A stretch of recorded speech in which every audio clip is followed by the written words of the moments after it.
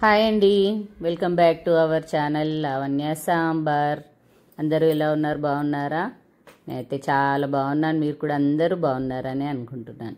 అందరికీ కూడా happy Sunday. ఇదేంటి లావణ్య, ఈరోజు సండే కాదు కదా అనుకుంటున్నారా? కానీ ఇది సండే రోజు తీసిన వీడియో అనమాట. కొంచెం ఎడిటింగ్ చేసి అప్లోడ్ అయ్యేసే వరకు లేట్ అయ్యిందనమాట. ఇంకా మధ్యాహ్నం తీసుకొచ్చారండి మా వారు. ఏం కర్రీయో తెలుసు కదా, ఆల్రెడీ మీరు టైటిల్ చూసే గుర్తుపట్టేసి ఉంటారు. బోటీ అండి.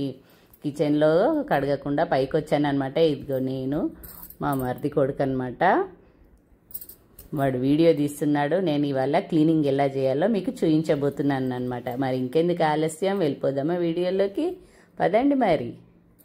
ఇదిగోండి, ఆల్మోస్ట్ టైము ఒక 11:30 12 అయ్యి ఉంటుంది అనమాట. ఇప్పుడు తీసుకొచ్చిండ్రు బోటి. కాకపోతే నేను ఇంక ఇప్పుడేం వండట్లేదు అనమాట.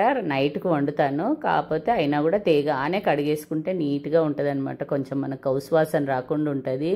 ఇంకా దీన్ని అయితే మేము దొబ్బ అంటాము. దొబ్బ, పేగులు, అలాగే బొంత అంటాం అనమాట. అదన్నీ కూడా చాలామందికి బోటి కర్రీ ఇష్టం ఉంటుంది, కానీ అది ఎలా క్లీనింగ్ చేయాలో చాలామందికి ఐడియా అనేది ఉండదన్నమాట. మనకు చేసుకోవాలని ఉన్నా అది ఎలా చేయాలనేది ఒక ఐడియా అనేది ఉండదు. ఇంతకుముందు కూడా చాలామంది నేను బోటి ఫ్రై పెట్టినప్పుడు చాలామంది కామెంట్ చేశారనమాట. అందుకోసం అయితే నేను ఈ వీడియో చేస్తున్నాను. ఇదిగోండి, ఇది బొంత అంటారు. ఇది కూడా ఇది తింటే కొంచెం డైజెస్టివ్ అనేది మనకు మంచిగా అవుతుంది అనమాట. ఇంక ఇవన్నీ పేగులు, లంగ్స్. ఈ బొంతను మనము వేడి మసిలేటి నీళ్ళల్లో వేస్తే ఉత్తగానే ఇట్లా పొట్టు మంచిగా వచ్చేస్తుంది అనమాట. ఇదిగోండి, నేను క్యాన్లో వేడి నీళ్ళు పైకి తీసుకొచ్చుకున్నాను. ఇదిగోండి, వేడి మసిలేటి నీళ్ళల్లో వేయాలన్నమాట. ఇట్లా వేయంగానే ఇట్లా ఊడిపోతూనే ఉంటుంది పైనుండి. కానీ ఇది తీస్తేనే చాలా బాగుంటుంది. చాలామంది తీయకుండానే వండుతారు. ఇది ఎలా తీయాలో తెలియక అలాగా వండేస్తారనమాట. కానీ తీసేయాలి. ఇదిగోండి, వేడి నీళ్ళల్లో ఇట్లా వేయగానే అది పట్టు వచ్చేస్తూనే ఉంటుంది. అది పక్కకు వేసి ఇదిగోండి, లంగ్స్ కూడా ఇట్లాగా నేను క్లీన్ చేస్తాను అనమాట. ఇదిగోండి, ఎంత తెల్లగా కడిగానో చూడండి. మొత్తం బొంతదంతా నల్లదంతా తీసేసి ఇట్లా మనకు తెల్లగా వస్తుంది అనమాట. ఇంత నీట్గా చేసుకోవాలి. ఇందులో కూడా మొత్తం వాటర్ పట్టేసి వంపేసినాం అనుకోండి, మనకు లోపల ఉన్న బ్లడ్ అంతా కూడా వెళ్ళిపోయి నీట్గా అయ్యి కౌసు వాసన అనేది రాదనమాట. ఇంకా అన్నీ కూడా అట్లాగే నల్లగా పట్టుకొని క్లీన్ చేసుకోవాలన్నమాట. అందుకనే నేను నల్ల ముందరనే కూర్చొని క్లీన్ చేస్తాను. తర్వాత అన్నీ కూడా ఇట్లాగా కట్ చేసుకోవాలి. ఇంతకుముందు అయితే నేను ఈలపీటతో కిచెన్లో వంట బండ మీద చేసేదాన్ని, కోసేదాన్ని. ఇప్పుడు ఆ ఈలపీట ఎక్కడో పైన డబ్బాల్లో పడేసిన సరే అని చాక్తో కోయడం అయితే చాలా కష్టం అనమాట. అందుకని కత్తెరతో మొత్తం కత్తిరించేసుకున్నాను అనమాట. ఇదిగోండి, ఎంత తెల్లగా కడిగానో చూడండి. ఇట్లా నీట్గా కడుక్కున్న తర్వాత ఫైనల్గా మనం 4-5 సార్లు మంచిగా కడుక్కున్న తర్వాత ఫైనల్గా ఇంకా అంతా అయిపోయి నీళ్ళు వంపేసిన తర్వాత కూడా మళ్ళొకసారి ఇట్లాగా కొంచెం పసుపు, అట్లాగే కొద్దిగా సాల్ట్, ఇదిగోండి ఇట్లాగా వేసి మంచిగా పిసుక్కోవాలన్నమాట. అలాగే ఇందులో కొన్ని ఉల్లిపాయ ముక్కలు కూడా వేసుకోవాలి. అప్పుడే మనకు కౌసు వాసన అనేది రాదు. పిల్లలు కూడా ఇష్టంగా తింటారనమాట. ఇదిగోండి, ఉల్లిపాయలు కూడా వేసి మంచిగా పిసకాలి. దీన్ని గట్టిగా విసికేసి ఇంకా లాస్ట్ కొంచెం ఏదన్నా కౌసు వాసనలాగా ఉన్నా కూడా అంతా పోతుంది అనమాట. ఇట్లా ఒకసారి మంచిగా విసుక్కొని మళ్ళీ కడుక్కోవాలన్నమాట. ఫైనల్గా మళ్ళీ ఒకసారి 2 సార్లు నల్లిప్పేసి కడుక్కోవాలి. ఇదంతా కూడా ఇట్లా నల్ల కింద పెట్టుకొని చేసుకుంటేనే మంచిగా ఉంటుంది. నీళ్ళు ఎక్కువ పడతాయి అన్నమాట. బాగా కడుక్కుంటే కొంచెం నీట్గా అనిపిస్తుంది, తిన్నా కూడా బాగుంటుంది టేస్ట్. కౌసు వాసన అనేది అస్సలు ఉండదన్నమాట. ఇంకా ఇట్లా ఉప్పు, పసుపు, మనం ఉల్లిపాయ ముక్కలు వేసి ఇట్లా పిసికి మంచిగా కడిగేసుకుంటే ఇదిగోండి, ఇంకా కిందికి తీసుకొని వచ్చి నీళ్ళన్నీ పోయిన తర్వాత ఇందులోనే అల్లం వెల్లుల్లి పేస్టు, అట్లాగే పసుపు, మళ్ళీ మన టేస్ట్కి సరిపడా కారం కూడా. నాన్ వెజ్లో కొంచెం కారం ఎక్కువ ఉంటేనే బాగుంటుంది. అందులో బోటి కర్రీలో అయితే ఇంకొంచెం ఎక్కువగా స్పైసీగా ఉంటేనే చాలా బాగుంటుంది అనమాట. ఇంకా పిల్లలకు కూడా కొంచెం వాళ్ళకి స్పైసీగా అనిపిస్తే మనం నిమ్మకాయ పిండేస్తే సరిపోతుంది అనమాట. అందుకోసం అనేసి కొంచెం మేమైతే స్పైసీగానే తింటాము. ఇంక ఇందులోనే కారం, ఉప్పు, ఆల్రెడీ మనము ఉప్పు పసుపు వేసి కలిపి నీళ్ళు వంపేసినా కూడా కొంచెము చూసి వేసుకోవాలి. సాల్ట్ కూడా కొద్దిగా తక్కువే ఉంటే మళ్ళీ కావాలంటే వేసుకోవచ్చు. ఎక్కువైతే మాత్రం బోటీలో ఊకేనే ఉప్పు ఎక్కువ అవుతుంది.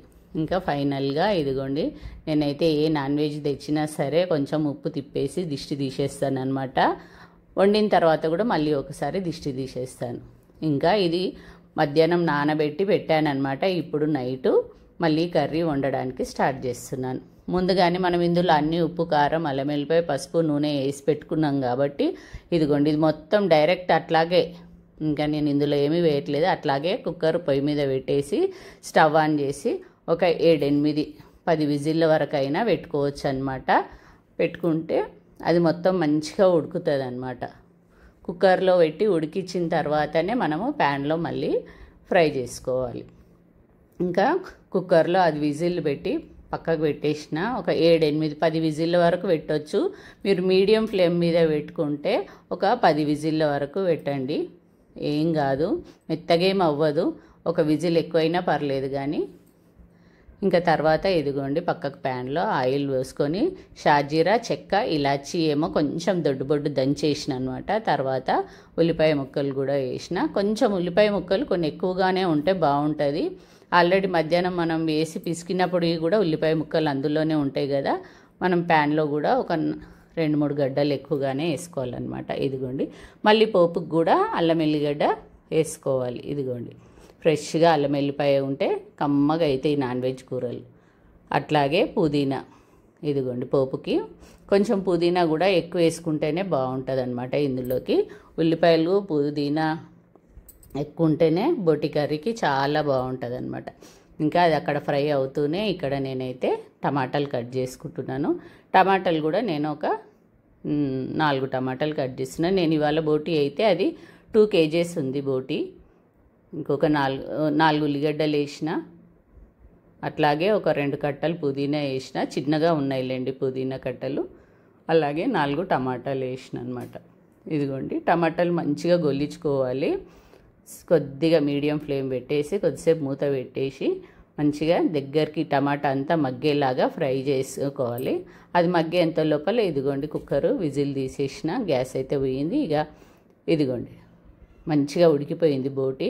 మనం ఇందులో అన్నీ మనకు టేస్ట్కి సరిపడా ఉప్పు, కారం, అల్లం వెల్లిపాయ, పసుపు, ఆయిల్ ఏమో కొద్దిగా వేసాను అనమాట. అన్నీ వేసినాం కదా. ఇప్పుడు టమాటాలు మగ్గుతున్నాయి కదా, ఇదిగోండి ఇప్పుడు మనం ఇందులోనే ఇదే వాటర్తో సహా మనం ఇందులోకి వంపేసుకోవాలి. ఇలాగా మొత్తం బోటిని అంతా ఇందులో నీళ్ళతో సహా వంపేసుకొని కొద్దిసేపు మంట పెద్దగానే పెట్టేసుకొని మూత పెట్టేసి ఒక 2-3 నిమిషాలు మగ్గించుకోవాలి. ఈ టైంలోనే ఈ పచ్చిమిర్చీలు అనేది వేయాలన్నమాట. నేను అందుకే ముందు వేయను. ఈ టైంలో పచ్చిమిర్చి వేస్తే ఆ ఫ్లేవర్ అనేది ఇంకా చాలా బాగా కొంచెం డిఫరెంట్ ఫ్లేవర్ వస్తుంది అనమాట, పచ్చిమిర్చి అనేది ఇట్లాగా మధ్యలో వేస్తే. ఇంకా ఇదిగోండి, మా పిల్లలు టీవీ చూస్తూ షార్ట్స్ చూస్తున్నారు. టీవీలో బోటి కూర కోసం వెయిట్ చేస్తున్నారు. ఇంకా ఒక 5 నిమిషాలు అయిన తర్వాత ఇంకా ఒకసారి కలిపేసుకొని ఇదిగోండి, ఇందులో నేను గ్రేవీ కర్రీ లాగా చేస్తున్నాను దగ్గరికి కాబట్టి కొద్దిగా కొబ్బరి పొడి కూడా వేస్తున్నాను. ఇదిగోండి, ఒక పిడికెడంతా కొబ్బరి పొడి వేస్తున్నాను. కొబ్బరి పొడి వేస్తే మనకు అన్నానికి కలుపుకోవడానికి కూడా గ్రేవీ అనేది చిక్కగా మంచిగా వస్తుంది అనమాట. కంపల్సరీ కొబ్బరి పొడి వేసుకుంటేనే టేస్ట్ అనేది కమ్మగా ఉంటుంది. ఇదిగోండి, ఇంకా ఈ టైం వచ్చిన తర్వాత ఇట్లా అయిన తర్వాత మీకు ఎంత గ్రేవీ కావాలి, కొంచెం కలుపుకోవడానికి పలచగా కావాలా, చిక్కగా ఇంకా దగ్గరికి కావాలా అనేది చూసుకుంటే సరిపోతుంది అనమాట. నేనైతే నైటే కాబట్టి చపాతీలే తింటాం, పిల్లలకు మాత్రమే అన్నం కాబట్టి కొంచెం దగ్గరికి చేస్తున్నాను. దీంట్లోనే ఫైనల్గా ధనియాల పొడి, అట్లాగే కొద్దిగా చిటికెడంతా గరం మసాలా వేస్తున్నాను అనమాట. ఇంకా మంచిగా కలుపుకొని ఇంకా ఈ టైంలోనే మనకు కావాల్సినది ఇంకా దగ్గరికి కావాలంటే దీన్నే ఇంకొంచెం మంట పెట్టి పెద్దగా పెట్టి దగ్గరికి చేసుకున్నాం అనుకోండి, ఫ్రై లాగా కూడా అవుతుంది, ఇంకా బాగుంటుంది. కానీ అన్నానికి కలుపుకోవడానికి అంత బాగుండదు, చపాతీలకు దానికి బాగుంటుంది. కానీ సరే ఇంకా అన్నాన్ని కూడా కలుపుకోవడానికి ఉండాలి కదా అని నేను ఇదిగోండి ఈ మాత్రం ఈ గ్రేవీ ఈ టెక్స్చర్లో చేశానన్నమాట. చూసారా, చూడ్డానికైతే సూపర్గా కనిపిస్తుంది కదండి. టేస్ట్ కూడా చాలా బాగా కుదిరింది, పిల్లలు కూడా ఎంజాయ్ చేస్తూ తిన్నారనమాట. ఇంకా ఫైనల్గా కొత్తిమీర వేసేసుకొని స్టవ్ ఆఫ్ చేసేసుకొని ఒక 5 నిమిషాలు రెస్ట్ ఇచ్చేసి మనము వడ్డించుకుంటే సూపర్గా ఉంటుంది అనమాట బోటి. చాలా బాగుంటుంది బోటి కర్రీ అయితే. ఈ రకంగా అయితే మీరు ఒకసారి ట్రై చేయండి, మీరే చెప్తారు ఎంత బాగా కుదురుతుందో. ఓకేనా అండి? ఓకే అండి, ఇంక ఇవాళకైతే ఇదే అండి వీడియో. ఇలాంటి మంచి మంచి వీడియోస్తో, మంచి మంచి రెసిపీస్తో ఎప్పుడు మీ ముందుకు వస్తూనే ఉంటాను. మరొక మంచి వీడియోతో మళ్ళీ కలుస్తాను. అప్పటి వరకు ఉంటానండి, మీ లావణ్య సాంబార్. బాయ్ అండి.